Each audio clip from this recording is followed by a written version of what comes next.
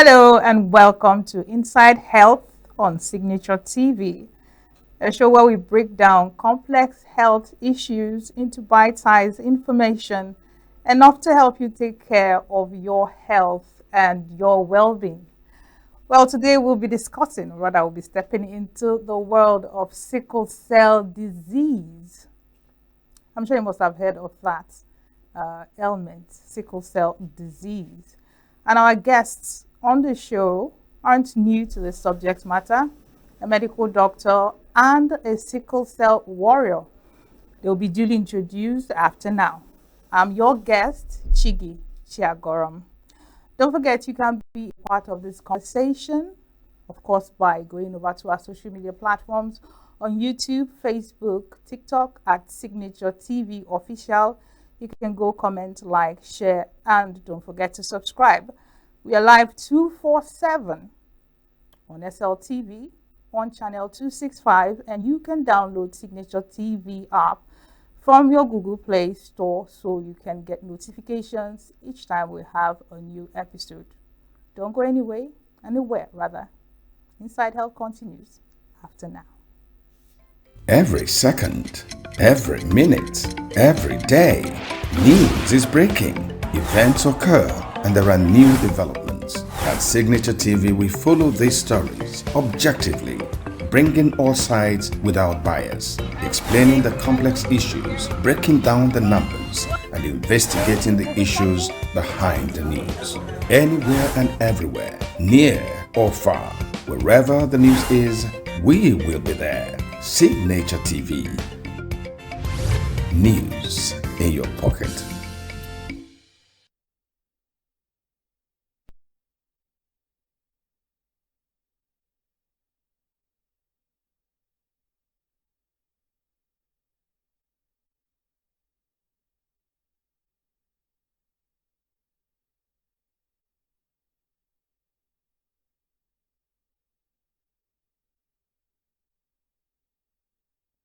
Well, sickle cell is marked by unprecedented pain, countless visits to the hospital, and of course, the emotional toll is also unprecedented, of course, on the families. Well, today we are discussing from crisis to care, living with sickle cell in Nigeria. Our guests, as I promised, are very well known individuals in the area of health and, of course, a non-governmental organization. Our first guest is in the studio, Dr. Chima Chidubim. He's a medical practitioner. And our second guest joining us via Zoom is Obilight Ubonia. He's also the founder of Obi Ubonia Sickle Cell Foundation. Thank you, gentlemen, for joining me on the show. Doc, of course, you're no longer a new face on the show. Thank you for having me. Absolutely. And if you can hear us clearly, Obi Lights, thank you for making our time to join us today on the show.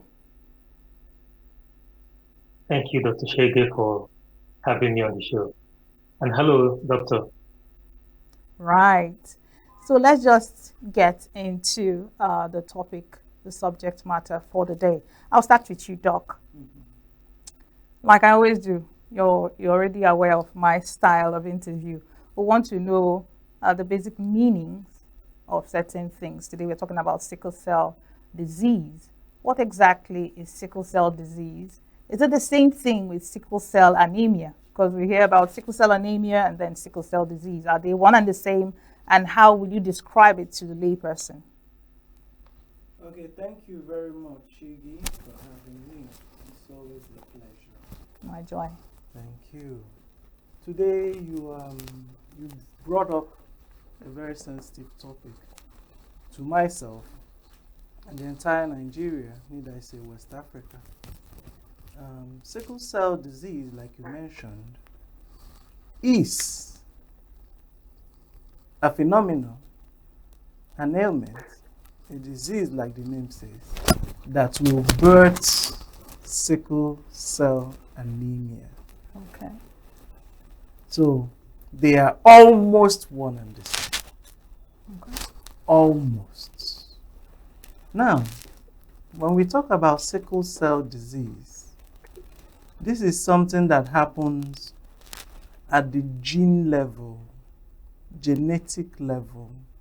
And when we talk about the genetic level of the human being, these are the tiniest molecular aspects that make up the human traits in terms of the blood system.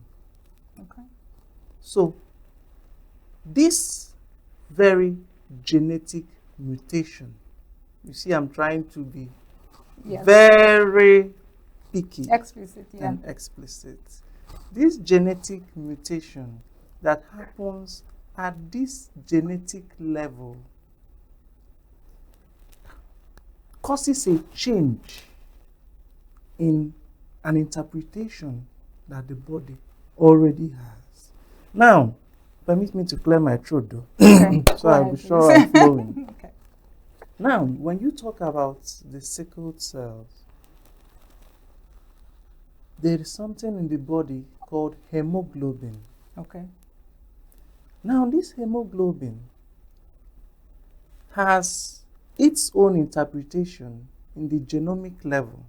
So this interpretation is what tells the body how to bring this out to the surrounding and how to manifest it. Okay.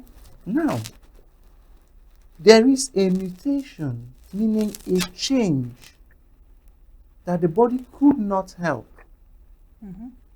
So when I come into this room and I've seen you seated in this position, and just for me to step out, get a glass of water, somebody has told you to please take a shift.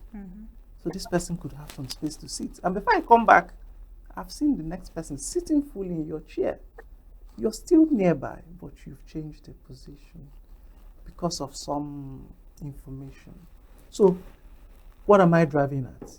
There is a change at the beta globin chain of the hemoglobin at 0.6. It's position 6. This is biochemical now. All right. Of the glutamine and valine. So the valine is the one that pushes out the glutamic acid in that chain of information. Displacement here. Exactly. Amino acid displacement. Exactly. So it now translates, because this is like a blueprint code that tells the body, now this is the blueprint, work on it, deliver this, produce this. Okay. So the information is reversed. Okay, we're still going to hold that thought. We're still going to get back to it, because I know people are told from the much awareness that we have that AS should not marry AS. We're getting to that, but I want to I want to talk to Obi Light. Obi, you are nothing short of a miracle. You are a 51-year-old sickle cell survivor, right? Can you tell us your earliest memory of, knowing that there's something wrong, with your health and basically your well-being? Just take us through your earliest memories of maybe episodes of sickle cell that, you can remember. Okay, thank you, Dr. Shigi. Hey, Shigi. And doctor that, okay, Shigi, yeah. The doctor that tried to define sickle cell, that's quite a detailed one. For some of us that are laymen in science, we might not really understand that detail. But as a living, someone who is living with sickle cell, what I understand is that sickle cell causes tremendous pain. Okay. So as far as I can remember, I didn't start my primary school early. Okay. My siblings, my older siblings will go to school. And as a little child, I would love to start, joining them to school. But my parents wouldn't let me. And I kept wondering, why is that?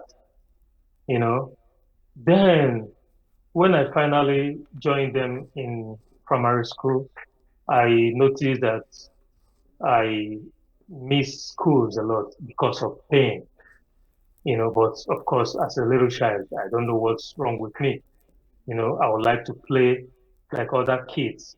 I love to, jump around as a boy child, but my mommy will always caution me, take it easy, don't play with them, sit down, be quiet, So that's the earliest I could, remember. I started wondering and thinking that maybe something is wrong with me. This one, my parents will not allow me to, you know, play like other kids, especially football. I love football. And asking a Nigerian child, boy child, not to play football is like a punishment. So I got thinking maybe something is wrong, or maybe I'm a special child. That is why they don't want me to play like the others. All right, Obi. So, at what point were you able to conceptualize what was going on, and what were some of the things, lifestyle changes you had to make, to be able to manage your, health issue? Okay. Like I said, sickle cell comes with a lot of pain. And growing up, I love football. I am from the riverine part of Anambra State, Obaru. So, of course, if you know Obaru, you know that we are swimmers. So I will engage in swimming contests with other kids, you know. But after that contest, I will end up, suffering severe painful crisis. So growing up, I started trying to adjust my lifestyle. I started being careful how I play. I started being careful the kind of activity I engage in, knowing that any strenuous activity could trigger sickle cell crisis. Okay, so I started being careful with my life, the kind of play, the kind of activity. If you call uh, me and my siblings to come and help you, maybe carry or lift a load, I will not engage in that. I will watch my siblings, go do that, And even in school, I try to be careful when there is something like manual labor, you know, waking so early in the midnight to study, your body will always tell you when to, take a break. So there's a lot of lifestyle adjustments that I made growing up that has helped me, to stay healthy today. I'll take the question to our guest in the studio. Uh, Dr. Chima, there's this recurring decimal in his submission, which is the pain. He's careful. He started with the mom. She wouldn't allow him to do any strenuous exercise. And then when he got older, he knew he couldn't swim. He couldn't do all those things because of the pain, which I'm sure some people know as crisis. Tell us exactly what happens to sickle cell patients that make them experience so much pain. Yes, thank you once more, Chi. Mr. Obi, I'm elated to have met you here. Thank you for coming on board.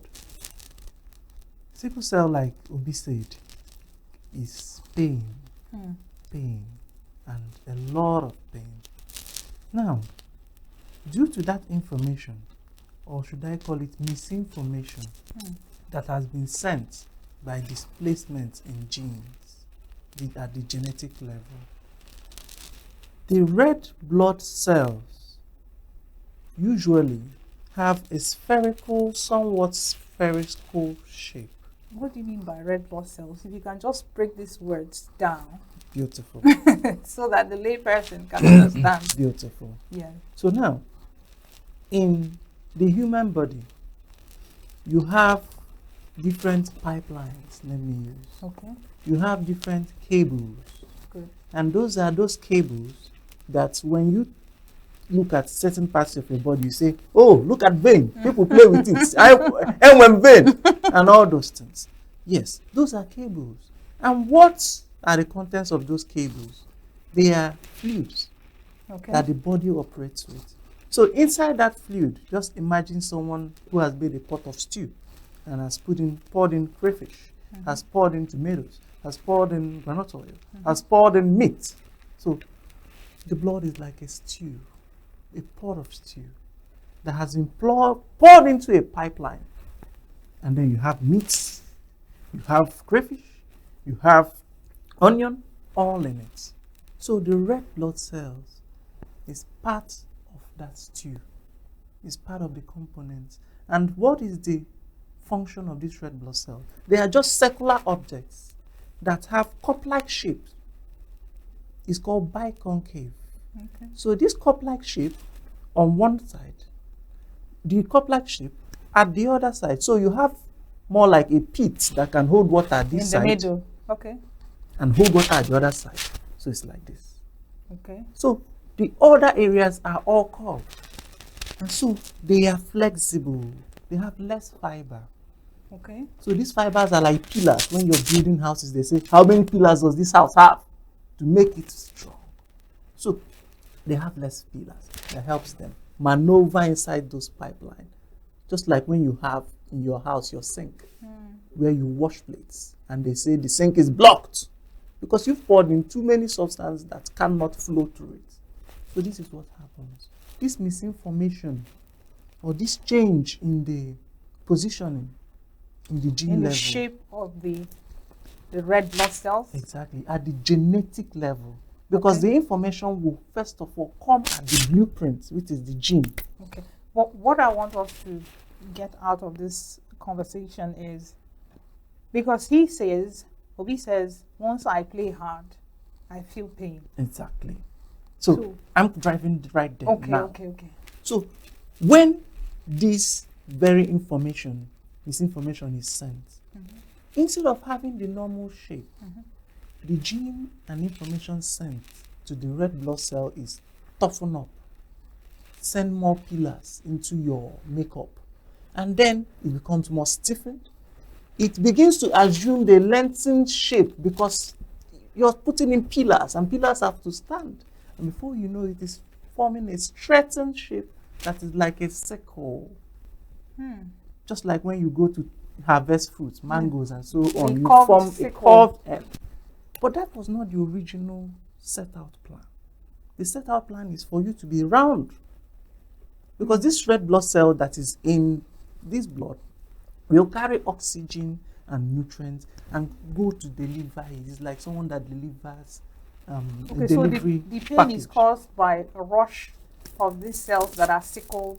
Exactly. These cells, and they are making their way through the vessels and it causes pain. They are making their way through the vessels, but it's not easy for them because they have assumed a different shape.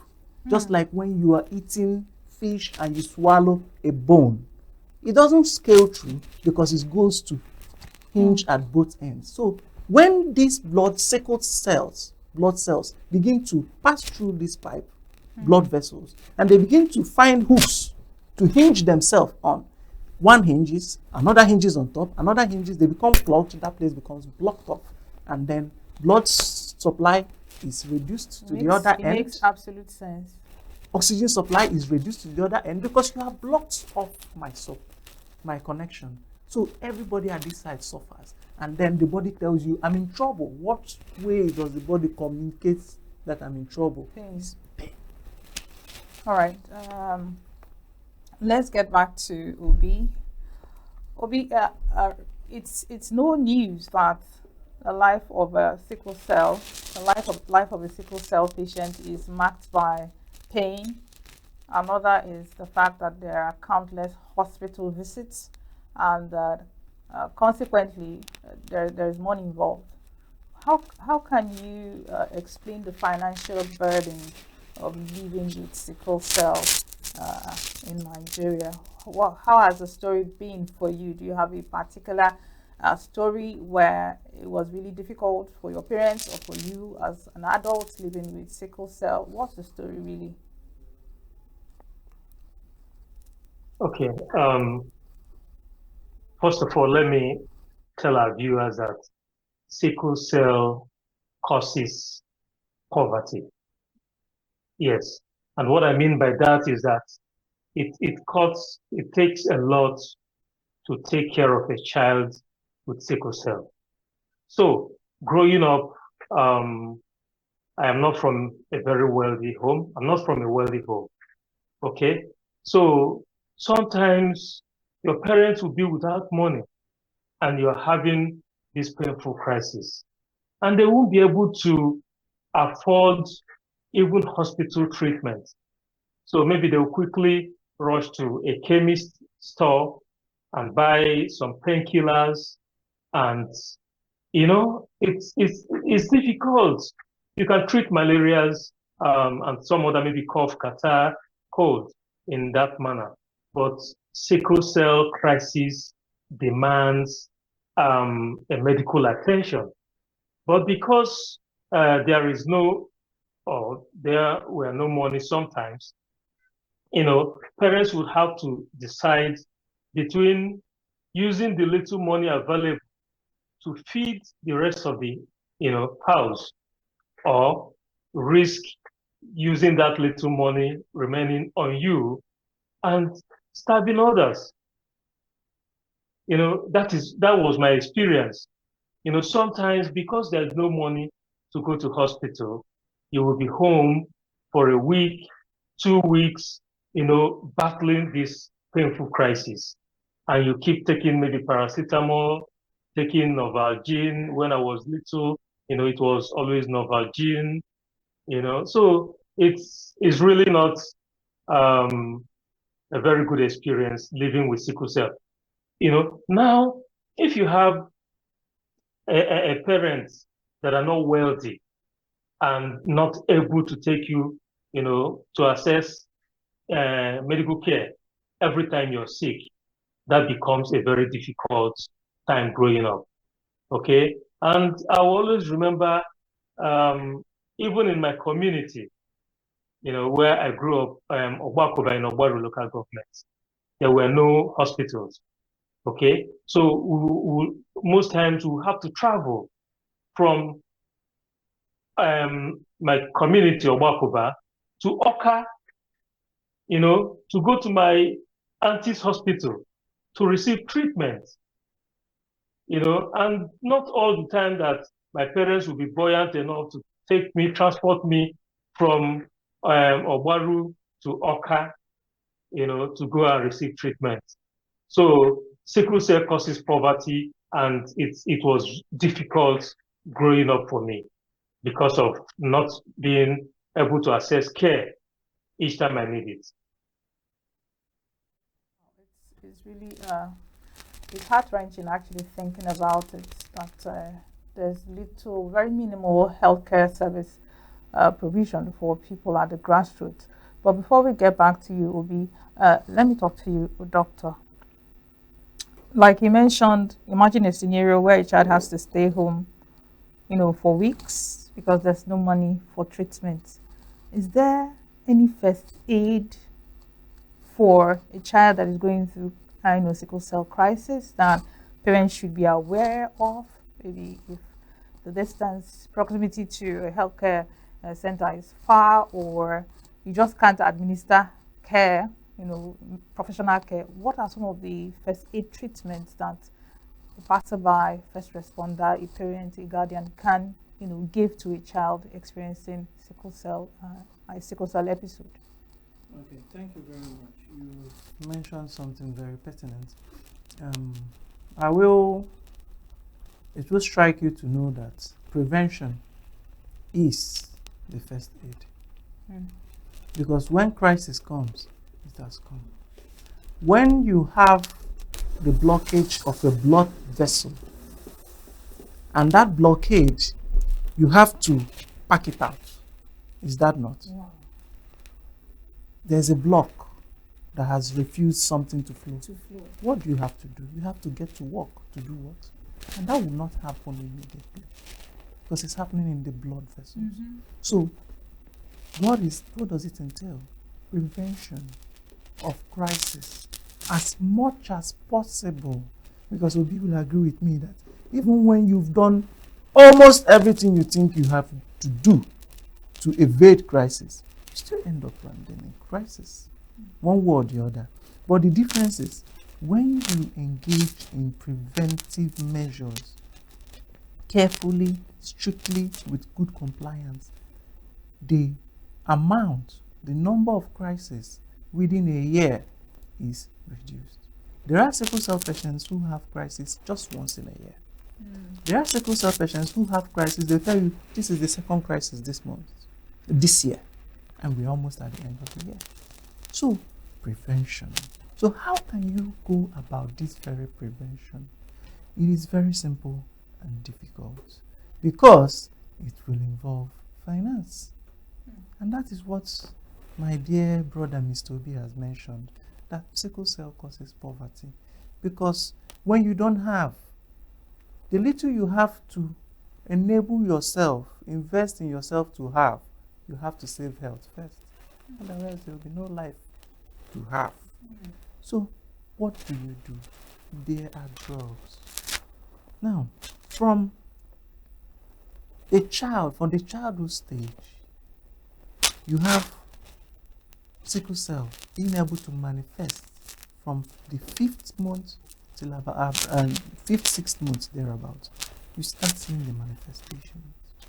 But then, there is this powerful, wonderful drug that has helped us a lot. It's called hydroxyurea. Now, mind you, anything I mention here, please don't go ahead to administer it to yourself. Yeah. Make your way to the hospital.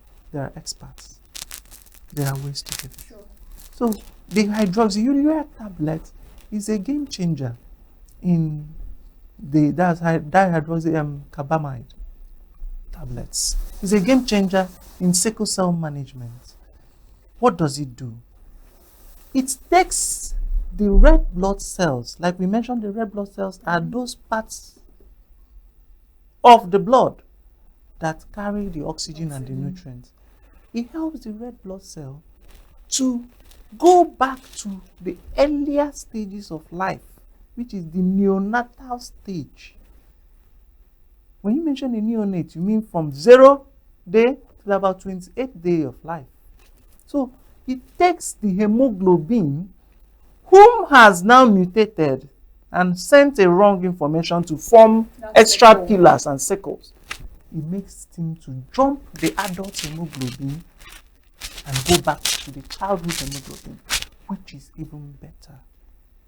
Because the child will not experience that crisis at the neonatal stage or whatever, because he has the hemoglobin, fetal hemoglobin, which has the better shape and which has even better capacity to help him carry so there's oxygen no way you around. Know, a child has sickle cell as a neonate. You can't identify. If you do the genotype test, you can't identify. You can do the genotype. The genotype now is different from the hemoglobin. Okay. These are different things. Okay. The genotypes are labels that have told you that this very genome has made that mistake. The genome, the gene, has made that mistake that will give us sickle cells. Then the hemoglobin is now the resultant effect of that mistake that has been made that will form the sickle. Interesting. So that message for a neonate is not going to affect his hemoglobin because he has a different information, which is the fetal hemoglobin that will carry oxygen and nutrients better for him. So that is one. Another is hydration. Drinking water. A lot of water. In fact, what we call it in the medical parlance is hyperhydration. Hyper is excessive to a very high level. When you see a sickle cell patient who is always carrying a bottle of water, up to this 1.5 liter bottle of water or water cans with them, go after that person, you will see that the number of crises in a year is reduced as compared to the man that's nothing mega, jumps around the streets. Now, that hydration helps you to keep the blood vessels with enough fluid. Because we need things that will make the blood move. So the body keeps absorbing. We need things that will make the blood move. Exercise makes the blood move. Exercise But then make it triggers episodes in a sickle cell patient. I mean, make it make sense. beautiful. Exercise helps the blood flow. But what happens when you have the reduced, when you have a little amount of a product and have so many people scampering for that same product? What happens? Because this is somebody, we have the blood, the hemoglobin, like I said, what will carry the oxygen and the nutrients. But we have an enormous amount of those who have almost no value to us. And then we have a little amount of those that have the value. So what happens? You have those that will not have that value flowing a lot, and you think everybody is working.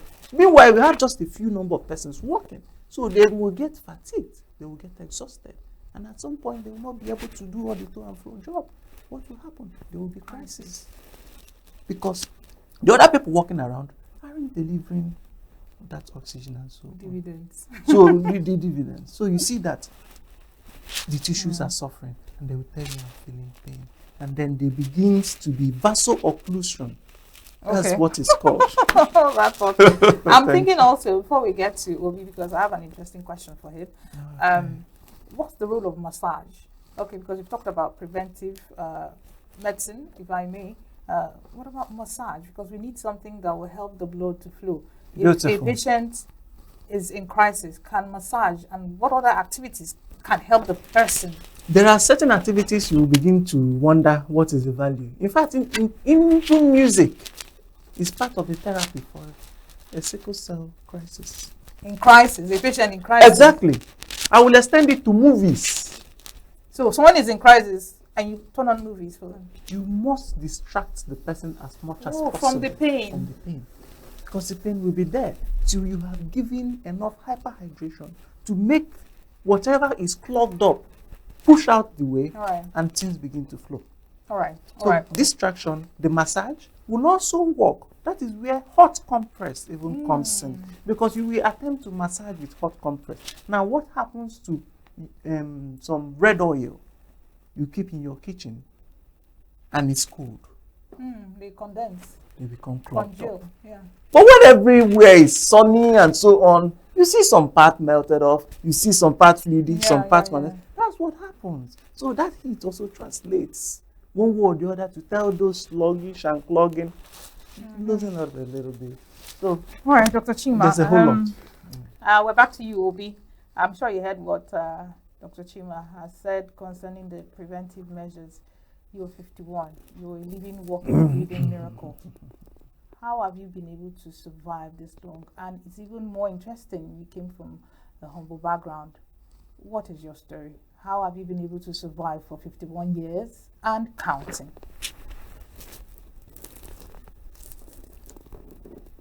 Okay, thank you.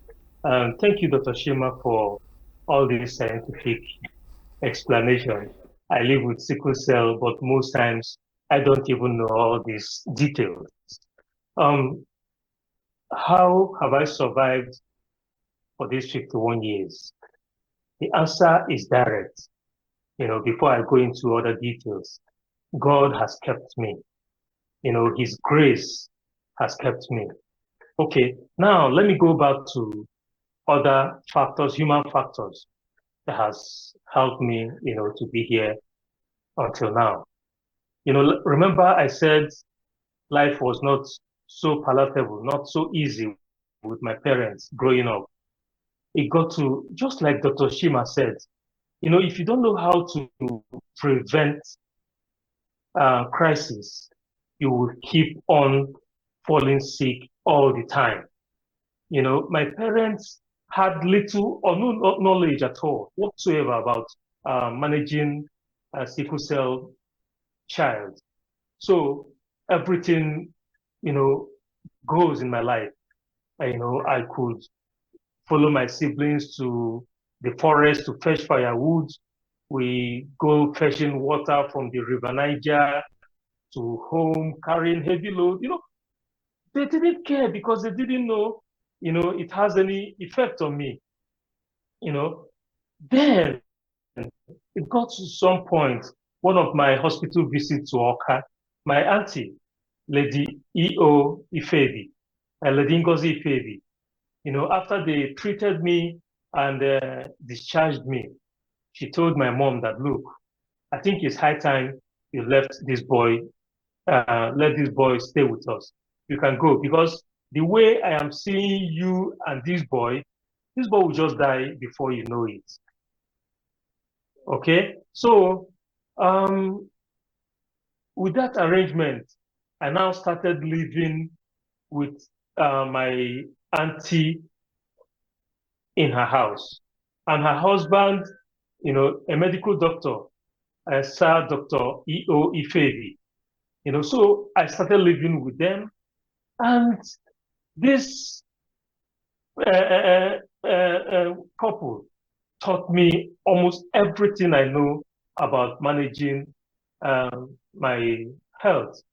First, they taught me to keep myself hydrated all the time. Dr. Ifebi will not be happy if he sees me and don't see me with a bottle of water. He always asks me, Obi, where's your water? Have you been taking water today? So that helped me to keep myself hydrated all the time. Then he also taught me to not to engage in, strenuous activities.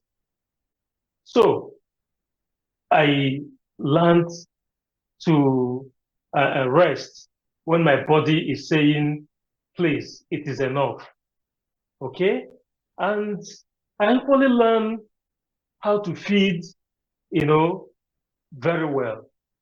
Because growing up, we didn't have much, but now living with my auntie and her husband, who are able to provide, for me, I was feeding well. Okay? He tried to teach me also to stay out of mosquitoes. So I will not stay where I'll be bitten by mosquito, so that malaria infection will not trigger crisis. So it's proper management that has, kept me, where I am today. And just like Dr. Shima said, if you learn to manage your health very well as a sickle cell warrior, you have less crisis. Sometimes, just like he said, also, I have crisis like once or twice a year, and it's because I am observing that preventive measures. I'm being careful not to engage myself in things, that will trigger crisis. So it's been God's, and it's been good management of my health that has brought me this far today. And thanks to Sir Dr. E.O. Ifebi and his wife, Lady Ngozi Ifebi, for all they taught me, while I lived with them. The fact that you learned a lot and you adhered to what you learned, and the fact that God has kept you this long. It's also the fact that you went a step further. I know you founded a foundation. We'll get to it in a bit. But meanwhile, Dr. Chima, talking about prevention. We've been talking about prevention so that you don't get the crisis. Let's talk about prevention against conception of a child that has sickle cell. There's been a little bit of an awareness, for some decades now. AS don't marry. What is AS? And who should marry who?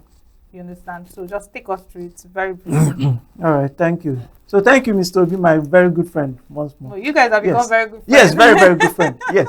And you can even see we are almost on the same kindred spirit. So thank you very much. Yeah. Now, this brings us to what we call the genotype. The genotype. Genotype is simply gene and your type. That is your type of gene. So, this AS thing, AA and so on, they are just ways to know something. Just like I was giving birth to, my parents said, someone that has a face like mine, when you see him anywhere, call him Chema. Chidubem. That's just that. So, there are these genetic traits that were found And then the world said, the medical world said, let's name you genotype A. And we saw a certain shift that looked some other way, and we said, let's name you genotype S. So we saw that there are some persons who had a mixture of this genotype A flowing around, and then this genotype S flowing around. In the same human being. In the same human being. What could we make of it? We say you are A and S. Then there are some we've seen that we're just A flowing around everywhere. We say you're A entirely, because we have seen a difference that has the both combination. And then we've seen one that now has entirely the S flowing almost entirely everywhere. So what do we now say? Just to make a difference, we say it is S. So the prevention that would help us to do better is awareness. Awareness that consummate relationship between a man and woman that will lead to conception should be guided by knowing their types of gene. That is their genotype. To know whether you are full of the AA traits running all over. Do you have the mixture of the A and S? The A and S is called heterozygous. The other is the homozygous. Homo for our same exactly. Heterozygous means we have differences. So when we talk about this prevention in this regard, we must begin sensitization to tell people that when you are of the A trait, this is whom you should allow yourself to conceive for. I'm not mentioning marriage, if you've noticed, because a lot of people have children even out of marriage. And one of the measures that the church, a lot of institutions have put together is before we wed you, before you get married, we know your genotype. What of by the time they have not even gotten married, or they don't even intend to come to your church or anything? What happens? We have lost that bracket. So we have to reach people in the comfort of their bedroom to say there is danger, even before they fall in love, because the human head is once you get into that space. So we don't get even into that space. Honestly, the awareness will help you. You notice that we've gotten some level of awareness, but between the learned world, because the female folk will tell you once she doesn't like a guy, she tells him that I'm AS. And the guy wants to kill you, say, fine, I'm AA. I'm AA. So now, the marriage should not ever happen between an AS and an AS genotype. Okay. Never. What about marriage between an SS and an AA genotype? Wonderful. Really? Wonderful. But what is going to happen is that you will also push in the S trait into your children. But so long as the S trait has a diluent to it, which is the A, there is a mixture. So now when this mixture comes together, we even dilute. So there is something known as the heterozygous advantage. The heterozygous advantage now is for people who have the A and the S in one, which is the AS genotype. So when you look at them, they have lesser complication with malaria.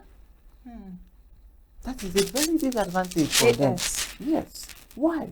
Because the malaria parasite is looking for the wonderful hemoglobin cells or shapes to cling to and attack and kill and burst and destroy it. But by the time it flies around, it's seeing a different shape and so you don't look to me like you're familiar. I leave you alone.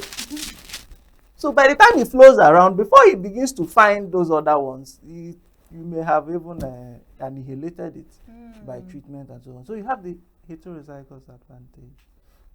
But so that brings us to the awareness that this genotype should not go with this genotype. Any genotype that will land you in forming a homozygous sickle cell gene should not be What you're allowed saying is to that fly. AS should only marry AS? AS should not marry AS. Okay, AA can marry AA. good.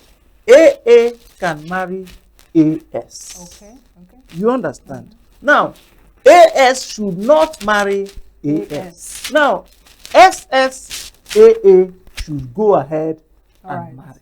All Now, right. AS and SS should No not go. be married.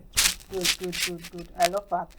Let's get back to Ubi. Ubi, welcome back. Thank you. We lost you for a bit, but I'm glad you're back. Tell me about the Ubi Light Owonia Foundation, Sickle Cell Foundation. I'm well aware, of course, from some of your submissions that government is doing little or nothing to subsidize drugs for sickle cell, and we don't even understand the stand of sickle cell patients when it comes to national health insurance scheme. What gaps is your foundation, are there? What are the gaps, and how is your foundation trying to close these gaps? Okay. First of all, let me begin by telling the reason, I started the foundation. You know, um, throughout my life, I've had about 3 predictions of how old, I'll live. First, they said, they don't live past 5 years. If he's able to live past 5 years, then you're lucky, you know. Then I live, God preserved my life past 5 years. Then when I got to 10, I was always sick. And they told my mother, if you're able to manage him until 15, then you have tried your best. Okay? And God preserved my life until I got past that. Then the crisis continued. And some said, oh, some of them, if they are lucky to get past 25, then they will not be sick anymore, which is not true. Then I was lucky. I lived beyond 25 years.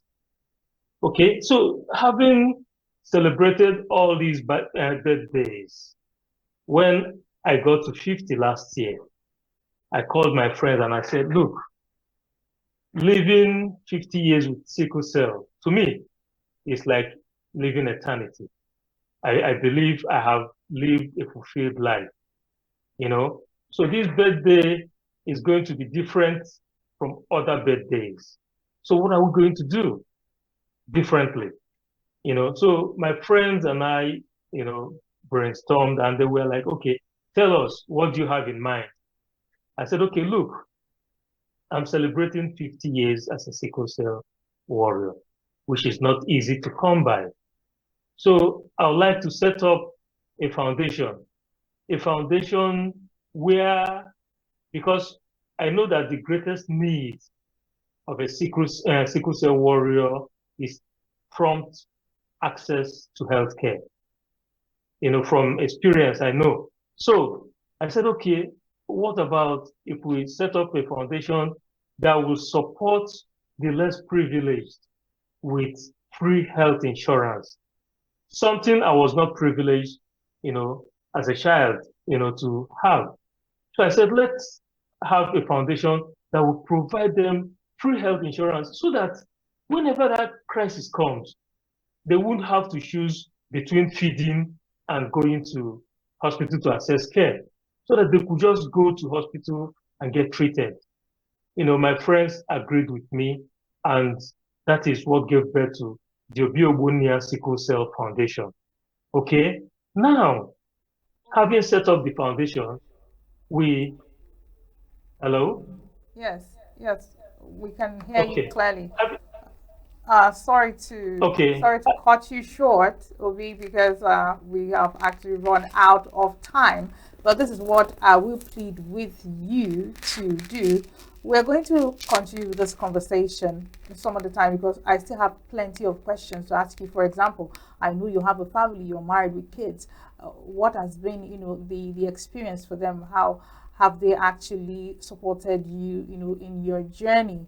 But obviously, we can't take it now because we have totally run out of time. So thank you so very much for your insights. You are a walking, talking, breathing miracle, like I said. And we have to reschedule another time to continue this conversation because it's something worth sharing. So thank you so very much. Thank you so much for having me. All right. Dr. Chinwa, in just 1 minute, any parting shot? I know you're full of information, Yes. but unfortunately, it's time that we don't have. So just a parting shot, 1 minute, so that we can. The parting shot is the government should help. There should be government committedness in funding.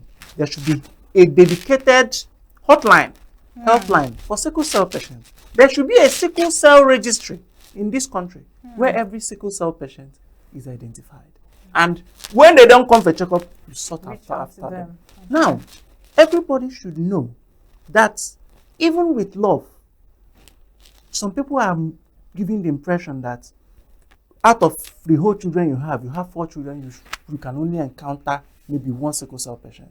And the couple say, let's get married. Yeah. We can only have 1 Yeah. child. So by the 3rd child, we'll stop. And you are trapped. Yeah. So, but the real sense is, in every pregnancy the woman conceives, All right. there is a 4 in 1 chance. That is, there's a quarter chance, 25% chance of having a sickle cell child. Now, what if each time is like throwing a Ludo dice? Each time you throw up the dice, it falls down and it lands in sickle. All right.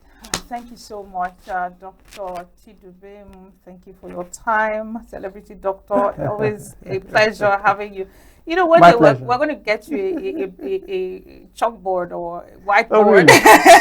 To illustrate. Yes. I need it. All right, that's Thank so much you. we can take on today's show. Thank you so much, Ubilight Ubuna. Thank you, Dr. Chidubem, for your time. Don't forget, your health is entirely your responsibility. I am Tigichi Agorom. You can go online on social media to like, comment, share. Let us know what you think. We are live 247 on SLTV 265. Again, I'm Tigichi Agorom, your host, and I leave you with these health tips. Don't forget, your health is your wealth. Bye for now.